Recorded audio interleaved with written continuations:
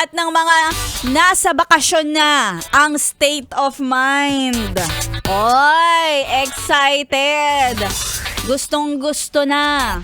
Nako, eto na nga, nagtatampisaw na sa hot spring.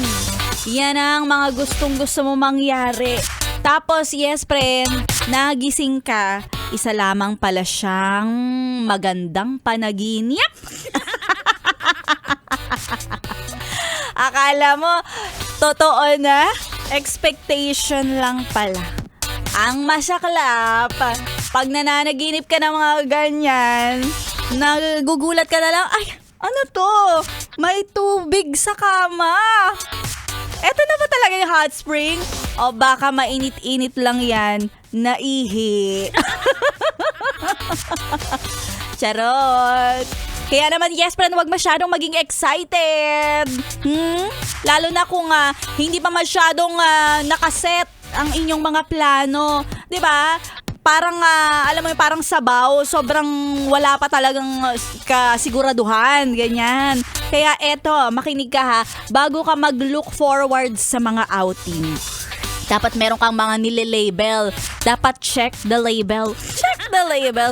Una, syempre, check mo kung may budget ba. Kung hanggang saan ba aabot yung budget na yan. Baka naman hanggang pang hotdog lang yan. Hindi pa makakaabot sa mga pang entrance fee o kaya naman yung mga pang rental sa overnight, mga ganyan, 'di ba? And pangalawa, i-check mo kung may conflict ba sa schedule. May kasama kayo na may pasok. O, 'di ba? Dapat makapag SL na 'yan. Swimming leave. O kaya naman, yes, friend, i-check nyo din kung may kasama ba kayo na maaasahan. Hindi lahat ng dapat kasama ay puro swimming lang ang gusto. Swimming lang ang ipinunta. Dapat tulungan kayo dyan. May taga-hugas. May taga-pamalengke. May runner.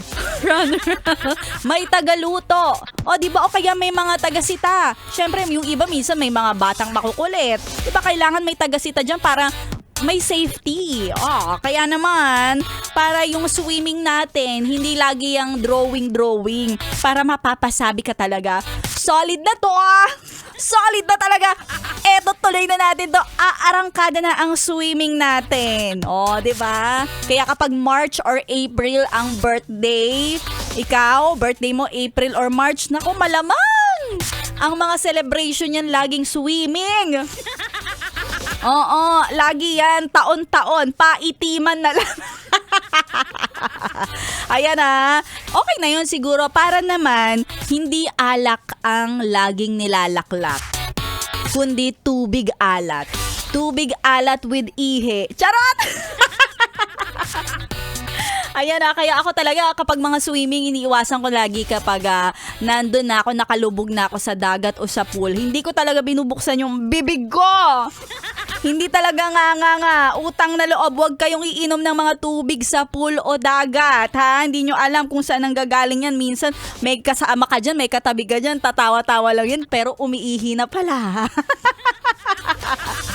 And speaking of mga outing swimming, marami ng mga excited. Syempre, may iaambag si Maria Morena. Sige, ako na. Sige na, sagot ko na. Ako na ang sasagot sa panggas o kaya naman pambili ng bigas. Eto na si Maria Moreno dahil magpapamigay tayo ng 500 pesos para sa ating... Pera, pera! Pera, pera lang yan! Pera, pera! Pera, pera lang yan! Oy, kaya naman sa mga gustong jumoin, gustong sumali, hindi lang sa outing at pati na rin sa pera-pera lang yan, si Maria Morena ngayon ay naghahanap ng mga yes friend natin na nagbe-birthday sa buwan ng Marso at Abril. Pasok ang mga birthday celebrants ng March and April kahit anong taon. Basta ikaw ay may GCash, may ID, Ayan, valid ID dapat at ipadala lahat yan sa aking FB page, DJ Maria Morena. At patunay na ikaw talaga ay nakikinig sa 101.1 Yes FM. Ipadala na yan para may pa 500 ka na.